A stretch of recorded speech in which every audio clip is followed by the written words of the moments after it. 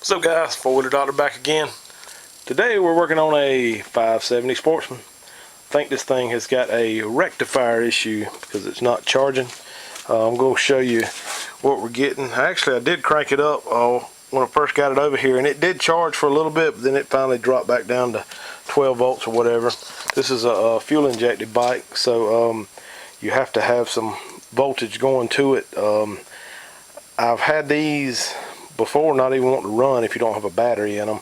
Kind of goes along the same lines. If the battery runs dead because the rectifier isn't letting it charge, then the four-wheeler will cut off, and that's kind of what happened with this one. So I got a rectifier for it, and I'm going to show you kind of a quick way to test it, and we'll see if we put it on and if that fixes the problem, or if it don't, we'll have to go back to the drawing board. So what we're going to do here, I got a 12.75 volts going to the battery. I just have that the leads there touching the tops of the battery there.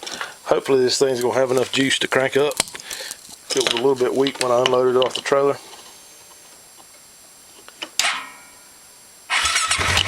Hey there, got a little hesitation. Okay, so it jumps up to 14 volts, and that's actually good. That it is actually charging, but it will drop back. I'll cut the lights on to see if that has any effect to it.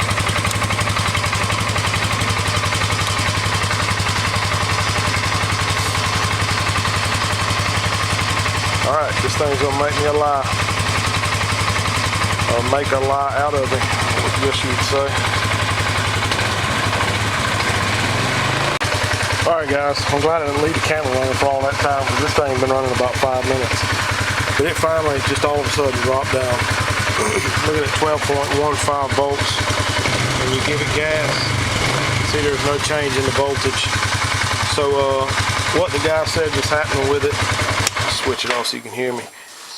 Actually, you see the voltage actually went up when you switch it off. So what the guy said was happening to it is it was riding it to get away from his house, and it would end up killing the motor because the battery was so low. So I'm going to see about getting this rectifier put on here, and I think the first thing we need to do is to take and pop up this storage compartment here, and we got to get access below here. The connectors for hooking up the new stator are below here, so there's some torque screws here. I'm gonna pull those 4 out, get this cover up out of the way so we can get some access to that, and then I'll cut the camera back on in a sec. Alright guys, get this little cover off here. You can just pick up your weather strip in here off the front and the back channel, and there's 3 little clips here on this along these sides, both sides. Pop those up, and then this whole thing will come out.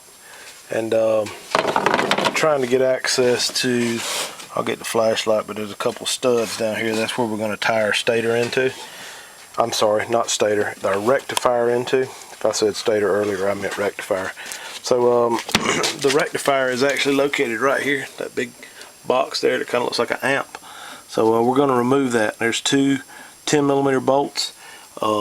I'm going to pull that off, and I'm also going to pull this side cover off to get access to the wiring where it's tied up and all that. So I'll get these couple push pins out of here and get those bolts out of there, and then we'll start following the wires back to figure out where we got to hook this thing up at. Alright guys, I got the rectifier unbolted now, 2 10mm bolts. We're going to have to cut some of these zip ties off. Got one there, one here. Thing wraps around on the inside there, goes down. I think I read somewhere about these things have some issues about being run inside the frame like that, it rubs some wires into and stuff. So we may look at routing it a little different way. I want to show you this, the rectifier I got. It's off of eBay. This is a RM stator one. I think they're pretty good. They seem to have put out a lot of them. It looks like a pretty good unit. So we'll stick that on there. This thing also has this metal plate on the back of it. I don't know if that helps act as a heat sink or not. It's a real thin aluminum plate. I am going to install that back on there just in case it does have some sort of function. Alright, so let me get some of these wire loom, or not wire loom, cable ties off. Like I said before, I think 2 of our wires are going to go up here under the storage compartment, so I got to clean all this stuff off up here before I can hook those up, and then the other 2 wires are going to go back here to the back. I did have to do an oil change on this thing, so I went ahead and took this exhaust snorkel off for the belt.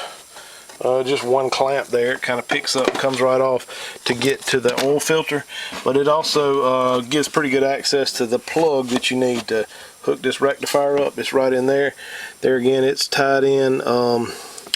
Actually, I thought it was tied in with a zip tie, but I don't think it is. I believe it's got a push pin type clip. To pull that thing off, I did notice that there was another one of those in the box, so maybe those things are pretty common to break. So I'll make sure I get that pulled off of there, and I'll cut the camera back on once I get everything rerouted around here and figure out where all the stuff goes. Alright guys, I got up here under the storage compartment, the 2 wires you need to remove is one's on this stud closest to the left side, and one's on the stud closest to the right side. You got the ground on the left side as you're sitting on the bike, and the power on the right side. And I'm going to pull those off, and you can fish those new wires up through there and just hook those back in. It looks like it's probably a 10mm. You do want to make sure that you don't touch any metal with at least that power wire, because I think it has power on it, but just always good to be cautious. So let me get those loosened up, and I'll probably feed the new wires back up in there and go ahead and hook those up as well. Alright guys, got all the wires up here buttoned up now. These are 3/8 inch nuts on here, and they're double nutted to keep them from backing off. So I've got those 2 tightened up. Now the next thing we need to do will be to remove this other plug here.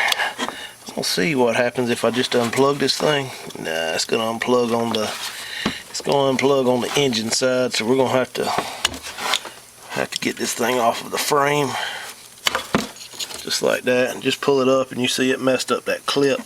And like I said before, it did come with another clip in the box here, so that's pretty good that they planned on that. So we'll pull this one back through and then feed the other one along those same lines. I did a little research on the rubbing of the wires. It said that some of these models had the wiring that was touching the engine, and I don't see that in this case. So we're going to keep these in the same arrangement, or I guess arrangement's not a real good word, but along that same path. So I'm not going to worry about rerouting them. We're going to run them right through the same thing. So I am going to have to take this one clip here. It's got a bolt that goes through the frame. That plug will not fit through that hole, so I'm going to have to loosen that up, feed it through, and I think that's the only thing that we've got left still holding. So let me get that clamp out, and I'll run the other wire in there and plug it up, and I'm going to see if I can get a reading on the voltmeter here to see if it jumps up when we get it to fire back up. So let me cut the camera back on in a minute. Guys, one other thing I ran into is this wire is run right below this coolant tank, and I couldn't get the thing out of there, so I ended up loosening that one bolt up on the bottom of it, let it swing up a little bit so you can pick that plug up and get it out of there. Now you can just pull it on through, see it on through here, and then feed the other one right back in the same hole, and put the clip back on there, put your coolant tank bolt back in, and we still got to put the little compartment back together up there. So I'll go ahead and get the wire run back through and get all this buttoned up down here, and then I'll cut the camera back on right before I crank it up on the top side. Alright guys, I got everything buttoned back up except for the side plastics on here. I didn't stick those on. So let's see what this thing will do. Showing about 12.4. I'm sorry. Lock the brake on it.